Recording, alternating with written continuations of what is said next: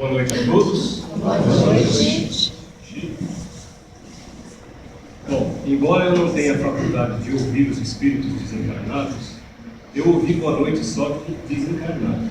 Então, gente, vamos repetir. Boa noite a todos. Boa noite. Ah, que diferença. Encheu o salão, né? Que maravilha. Que a paz do nosso Mestre Jesus esteja no coração de cada um de nós nessa noite.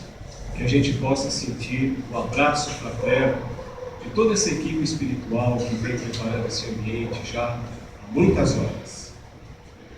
E é com muita alegria, é com muita satisfação que a gente está aqui mais uma vez para aprender juntos um pouquinho mais, nem que seja um pedacinho daquilo que Jesus ensinou para nós no seu Evangelho.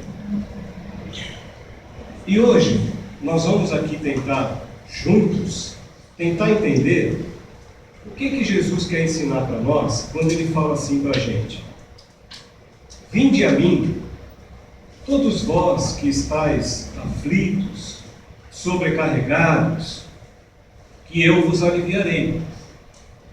Tomai sobre vós o meu jugo e aprendei comigo, que sou brando e humilde de coração, e achareis repouso para as vossas almas, pois é suave o meu jugo e leve o meu fardo.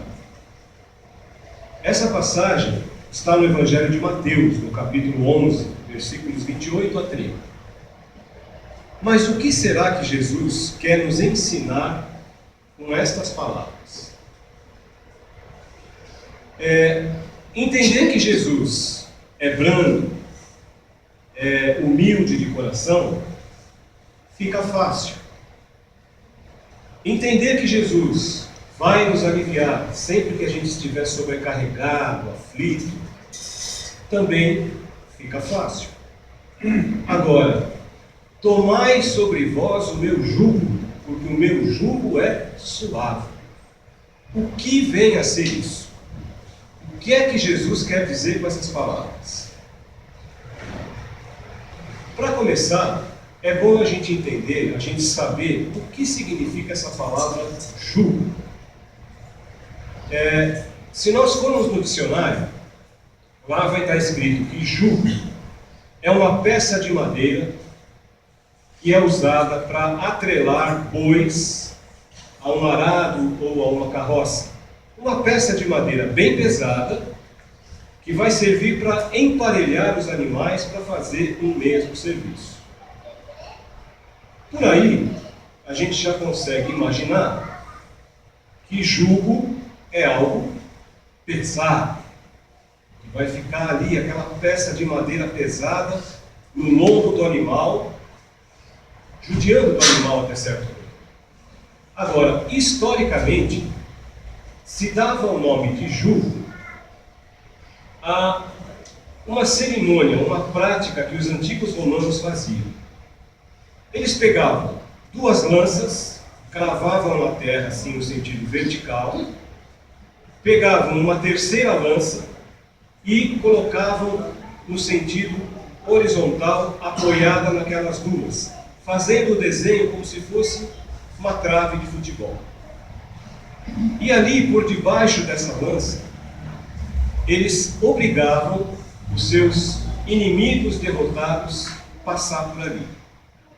Então vinham primeiro os oficiais, seguidos dos soldados, quase sempre seminus, que eram obrigados a se curvar diante dos romanos para poder passar ali embaixo daquela lança. Era uma cerimônia, até certo ponto, degradante, porque ela era acompanhada de insultos, de afrontas, de zombarias, de xingamentos, o que, evidentemente, feria o brio daqueles soldados, daqueles inimigos, daqueles homens que haviam sido derrotados. Porque eles ficavam ali numa situação humilhante. Então já dá para a gente ver que jugo é algo mesmo, sabe? Num sentido figurado, então, o jugo, ele é uma sujeição que é imposta pela força, imposta pela autoridade. Ela é um vínculo de submissão e de obediência. E essa palavra jugo ainda simboliza para a gente a disciplina que a gente adquire na nossa vida. Que pode ser adquirida de duas formas. Ou pela dor, de uma forma doída, sofrida, né, com muito tormento, ou essa disciplina pode ser adquirida voluntariamente pelo indivíduo, o que vai conduzir esse indivíduo a um conhecimento maior de si próprio, a uma união e uma aproximação com Deus. Bom, com essas definições já mais ou menos na nossa cabeça, fica mais fácil a gente entender qual é o jugo de Jesus e por que ele é suave. Evidentemente, esse jugo suave de Jesus é a disciplina que a gente adquire voluntariamente. Uma disciplina que vai nos colocar no caminho desse reino prometido por Jesus. Mas isso através da nossa transformação interior. Na verdade, Jesus, quando ele está dizendo isso, ele está fazendo um convite para a gente. Um convite para que a gente chegue até ele e alcance esse alívio que a gente precisa tanto.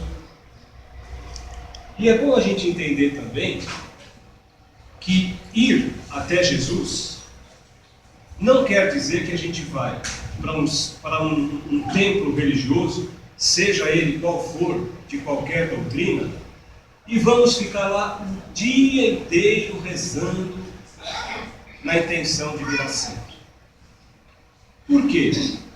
A nossa presença física, apenas a presença física num templo religioso, não significa nada.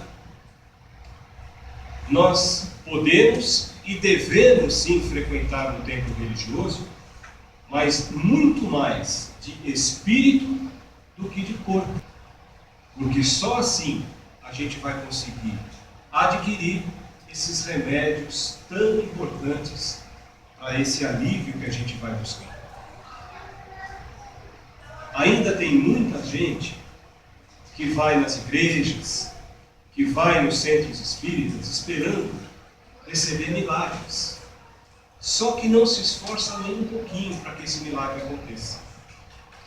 Não é capaz de mudar uma vírgula sequer nos seus pensamentos, nas suas atitudes, para dar uma facilitada, né, para que esse milagre possa acontecer. Quantas pessoas vêm nas igrejas, vêm aqui no João da Mário, e aqui durante a palestra, ou lá na cabine de passe, ou quando está na sala de aula, está com o pensamento muito longe dos ensinamentos de Jesus, mas está com o pensamento próximo do relógio, ansioso para ir embora. É bem provável, até, que exista aqui nesse salão hoje alguém que esteja pensando assim: nossa, mas essa palestra não acaba nunca. Eu quero ir para casa, quero ver a novela. Aí o que a gente pode dizer? Né?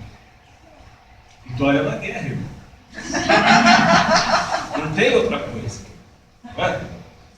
O que a gente precisa entender é que a prática desses ensinamentos que a gente recebe na casa espírita, na igreja protestante, na igreja católica, a prática desses ensinamentos, ela é vital para a saúde do nosso espírito. A gente precisa aprender a ser um ser humano mais brando, mais pacífico, mais manso, mais humilde de coração, da forma como Jesus nos ensinou. E a exigência de Jesus para que a gente seja dessa forma é apenas, tão somente, o aprendizado da lei de Deus. Esse é o jugo de Jesus. E o seu fardo é apenas e tão somente o cumprimento dessas leis.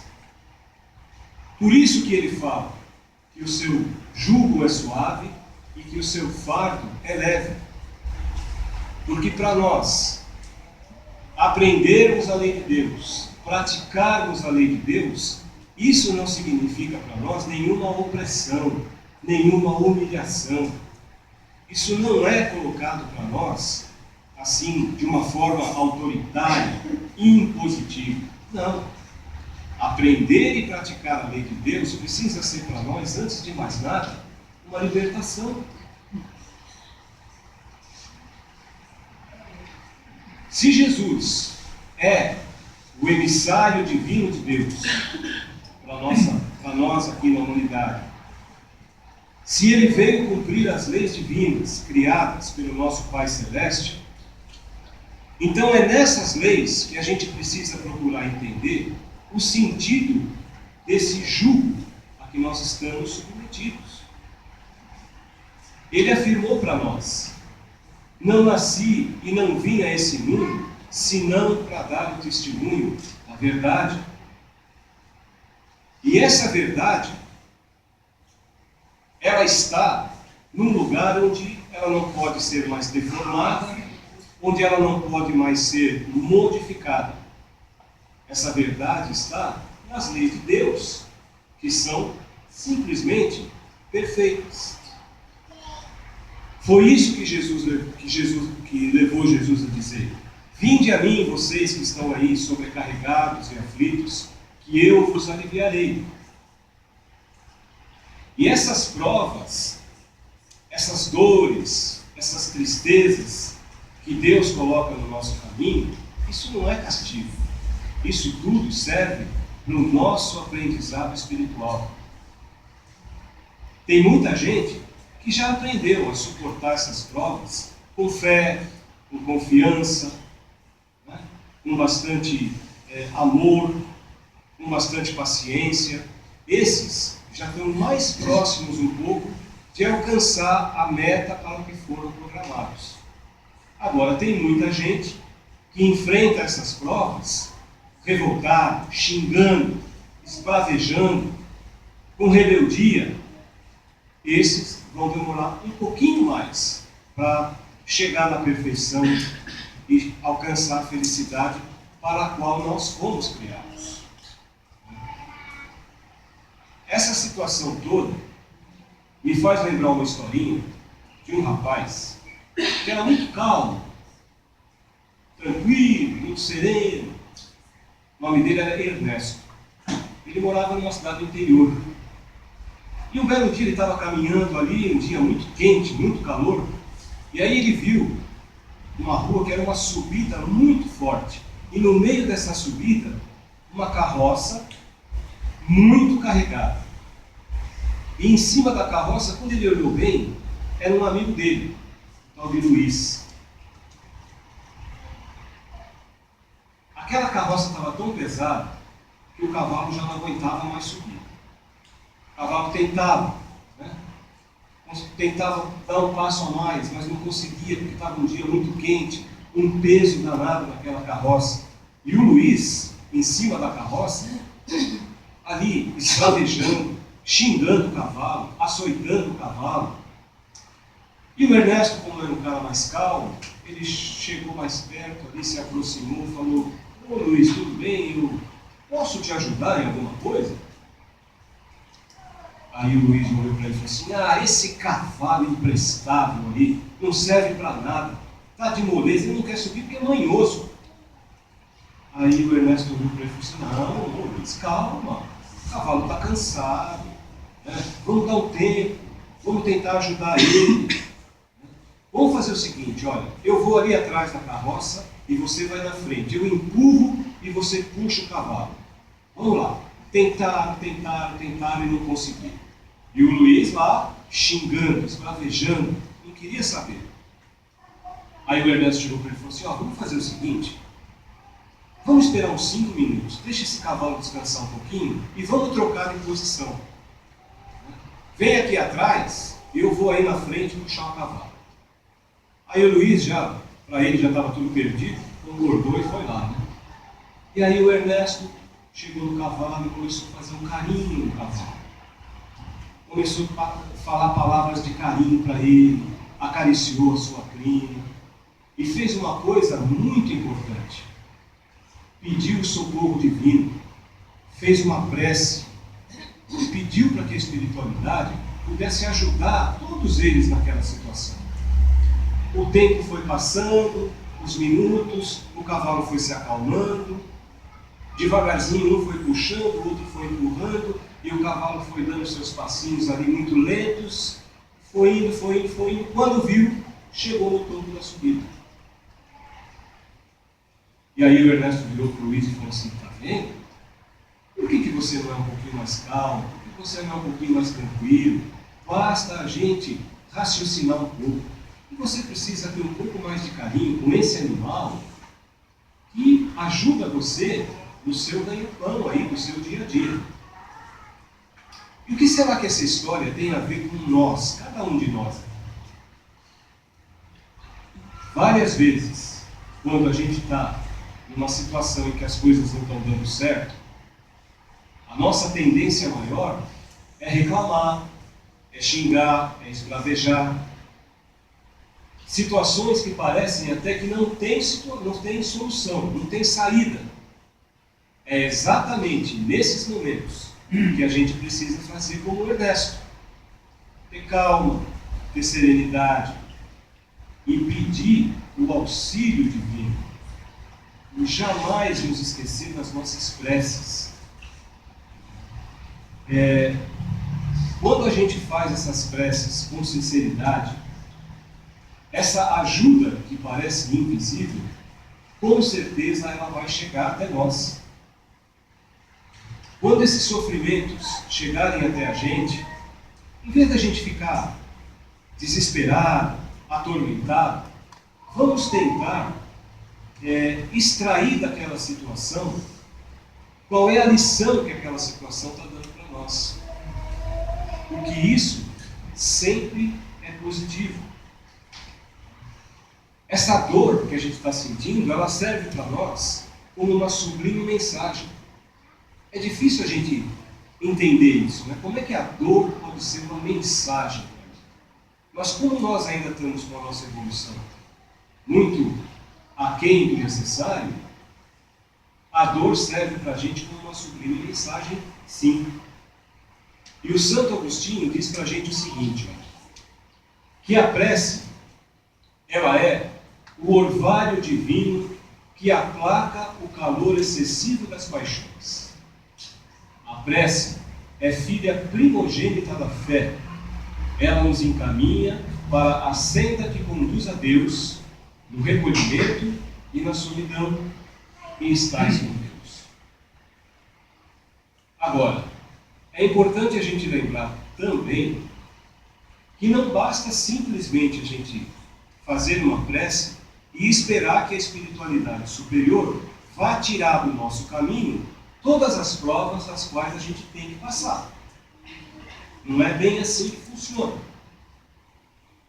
O que essa espiritualidade amiga faz com a gente é nos encher de coragem, é nos passar intuições, inspirações para que a gente consiga encontrar a solução para aqueles problemas. Quando a gente recorre a essa oração sincera, quando a gente faz as coisas da maneira como deve ser, quando nós fazemos do Evangelho o nosso guia, essa ajuda vem com certeza. E é dessa forma que nós vamos fazendo com que esse jugo seja mais suave e com que esse fardo seja mais leve, seja mais suportável.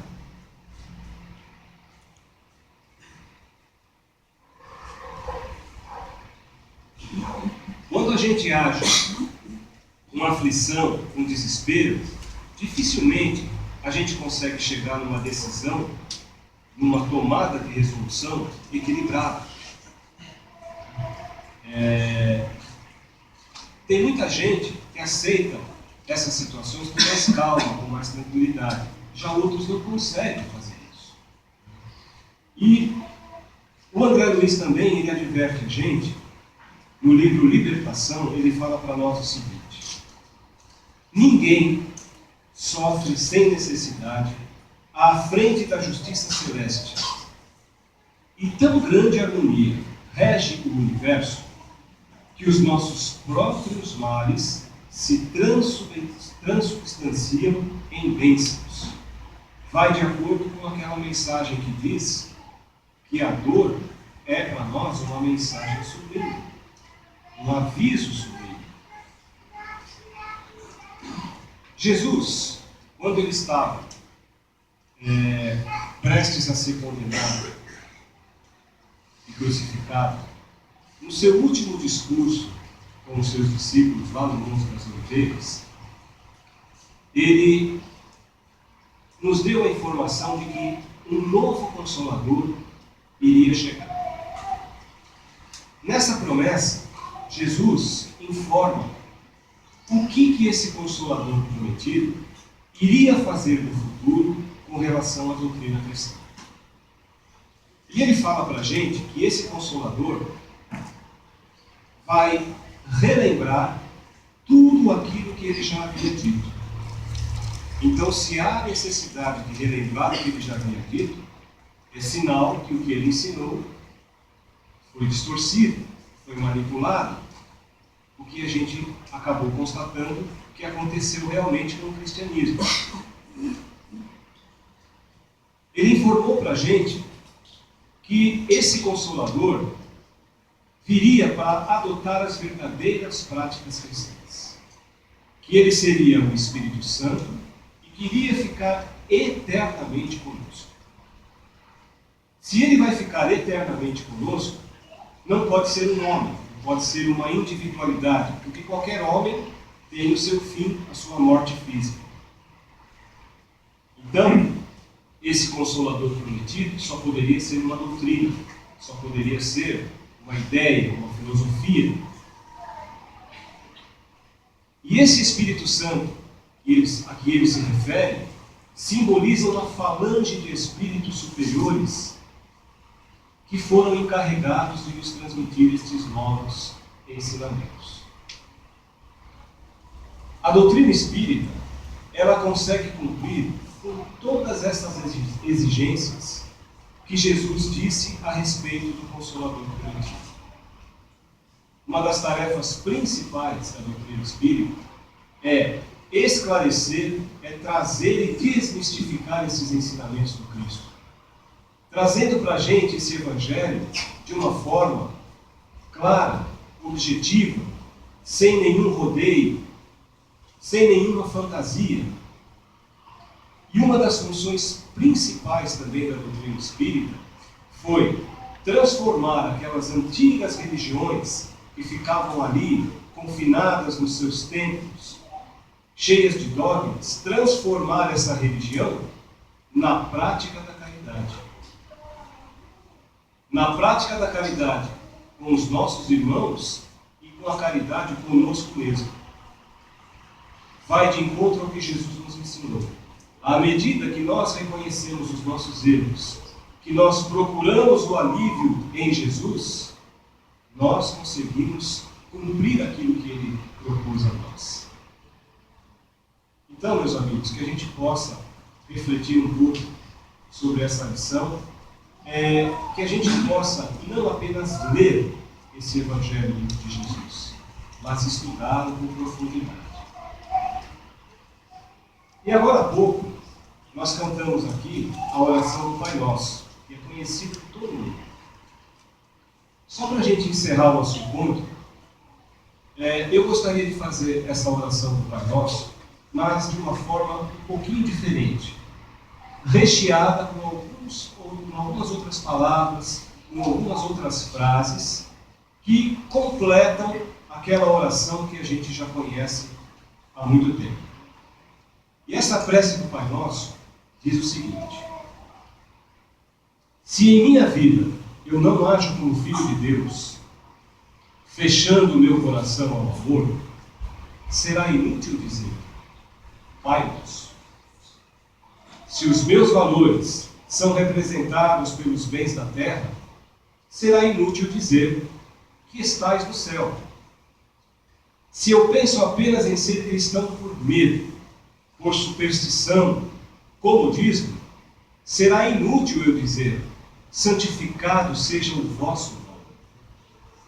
Se eu acho tão sedutora a vida aqui, cheia de supérfluos, de futilidades, será inútil eu dizer venha a nós o vosso reino. Se no fundo o que eu quero mesmo é que todos os meus desejos se realizem, será inútil dizer seja feita a vossa vontade. Se eu prefiro acumular riquezas, desprezando os meus irmãos que passam fome, será inútil dizer o pão nosso de cada dia nos dai hoje. Se eu não me importo em ferir, injustiçar, oprimir e magoar aqueles que atravessam o meu caminho, será inútil eu dizer perdoai as nossas ofensas, assim como nós perdoamos a quem nos tem ofendido. Se eu escolho sempre o caminho mais fácil, e nem sempre é o caminho do Cristo, será inútil dizer e não deixeis cair em tentação. Se por minha vontade eu procuro os prazeres materiais e tudo o que é proibido me seduz, será inútil eu dizer livrai-nos do mal. E, se sabendo que eu sou assim, eu continuo me omitindo e eu não faço nada para me modificar, vai ser inútil eu dizer amém. Muito obrigado a todos, uma boa noite, fiquem em paz. Obrigado.